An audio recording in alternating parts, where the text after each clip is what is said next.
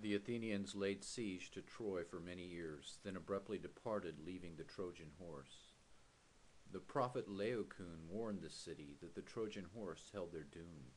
He hurled his javelin into the side of the Trojan horse and was attacked by a giant multi-headed serpent that emerged from the sea and pulled he and his sons into the sea to their deaths. The inhabitants took this omen to mean the Trojan horse was a gift from the gods and thus sacred. They brought the offering inside the city gates, and at night the Athenians emerged, opened the gates to their awaiting army, and the city was sacked and destroyed, the men killed, and the women and children enslaved.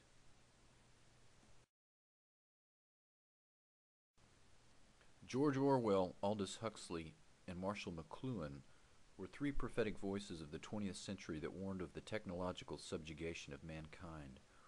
Orwell wrote the novel 1984 about a world controlled by three empires in a state of perpetual war and shifting alliances. Big Brother and the Thought Police were monitoring all human activity, and the population was kept in a constant state of war hysteria and fear of the enemy. 1% of the population composed the inner party, 15% the outer party, the remaining 84% of the population were proles. The technology of control possessed by the totalitarian state made rebellion impossible. Slavery was eternal.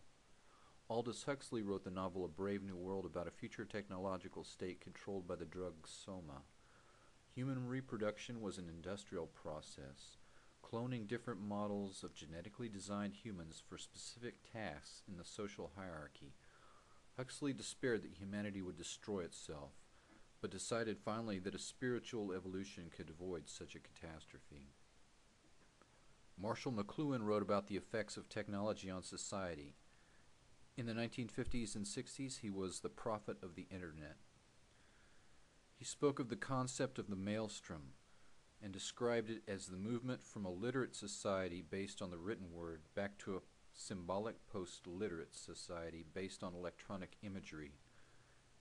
He said that this vortex would disrupt human civilization and obliterate everything that came before. In Greek mythology, King Minos received a gift from the gods, a perfect white bull. Instead of sacrificing the animal to the gods as greed, he substituted an inferior one and usurped for himself that which came from the gods. Poseidon placed a curse upon the land, and Minos' wife gave birth to a monster, the body of a man and the head of a bull. Minos forced Daedalus to create an inescapable maze to imprison the nightmare creation. Minos forced human sacrifices into the maze to wander lost until they were killed and eaten by the Minotaur. Theseus was forced into the maze, but the king's daughter had given him a magic ball of string to trace his path in the maze and a whistle to disarm the Minotaur. He slew the monster and freed himself from the maze. This story has persisted through 3,000 years and many different cultures because the themes are eternal.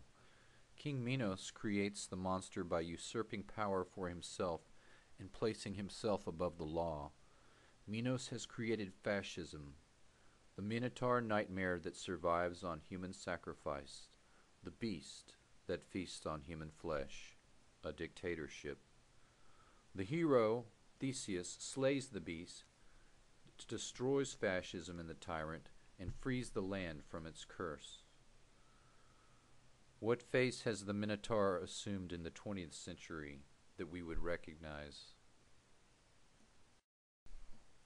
Nazi Germany personifies the technological totalitarian state and serves as a model. The subjugation of the Weimar Republic began with the creation of private militias that were used as a springboard to infiltrate the German military and finally the police forces. The Reichstag fire was an excuse to seize power.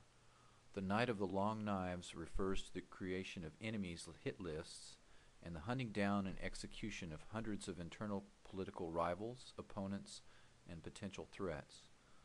Once Hitler had crossed the Rubicon of mass assassination, he publicly declared his actions above the law. This was the moment of the birth of the Minotaur in the 20th century. The pseudoscience of eugenics and the dogma of German racial superiority and the theoretical subhuman level of other races was the rationale for wars of annihilation.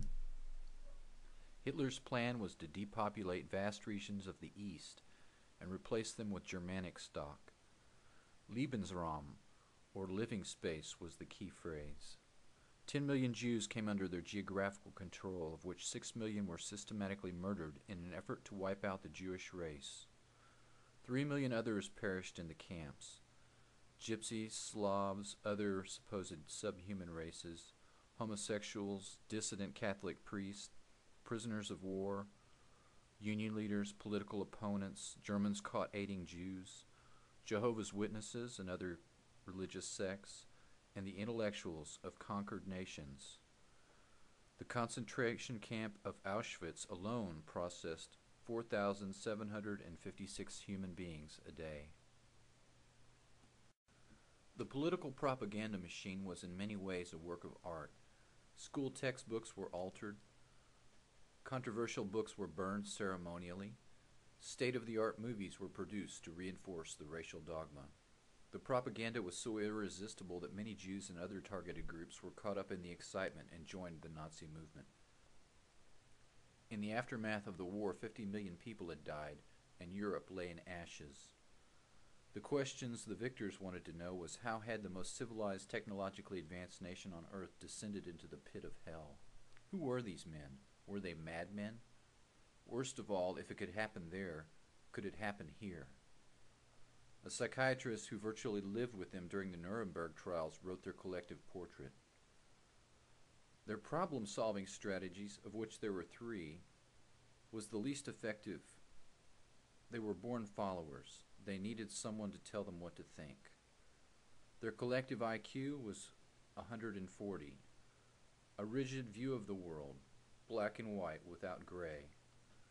Though they had some very unusual characters and some very unusual characteristics, they were not madmen. The psychiatrist noted that there were plenty of similar individuals in the United States who would gladly step over half the bodies of their fellow countrymen to control the remainder. The answers they received were not the answers they were prepared to hear. No, they were not madmen, and yes, it could happen here. Once in power, Joseph Stalin immediately had half of the Russian parliament shot or exiled to Siberia, and to solidify his hold on power, he deliberately starved millions of his own people to death, and personally signed 1 million death warrants. The Molotov-Ribbentrop Pact was a secret agreement between Stalin and Hitler to attack Poland and divide the nation between them, and when Hitler double-crossed him and attacked the USSR, 20 million Russians perished. Stalin was totally devoid of human feeling for his own countrymen or anyone else, and the world was right to fear him. Mao Zedong led a Chinese peasant revolution that overthrew Chiang Kai-shek in 1949. The degree of individual conformity demanded by the state to communist dogma in the world's most populous nation was terrifying. The Great Leap Forward was a failed attempt at crash industrialization and resulted in famine and the deaths of millions of people.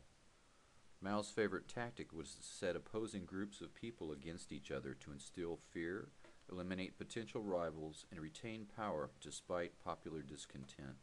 One example was the Cultural Revolution that established the Red Guards as a vigilante force used to attack bourgeois elements in society, meaning anyone. The suffering of his own people left him unmoved.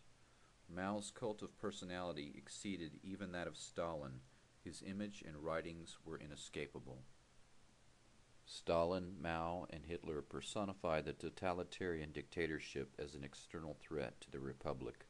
We were right to fear them, their cult of personality and their vice-like control on their own societies. However, ancient wisdom and the mythology of the Minotaur points towards a tyranny that emerges from within, not one imposed from without.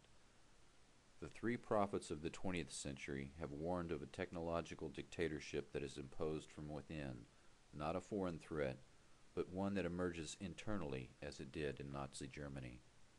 Alexis de Tocqueville was perhaps the greatest historian of the age. He visited America in 1831 and wrote a description of our country that exceeds all others. He identified Russia and America as the true emerging world powers and in effect predicted the Cold War 120 years before it began. De Tocqueville wrote about how the Minotaur would manifest itself in this country. His description of a kinder, gentler fascism feels very much like the words of the three prophets, a manner of control that makes people love their servitude. Fascism wearing a silk tie. If the technological dictatorship spoken of by the three 20th century prophets should arise now, it would have to happen here, in the technologically most advanced country. The racial dogma would be replaced by patriotism and religion. If such a dictatorship, a new Minotaur, were to emerge here, how would we recognize its form?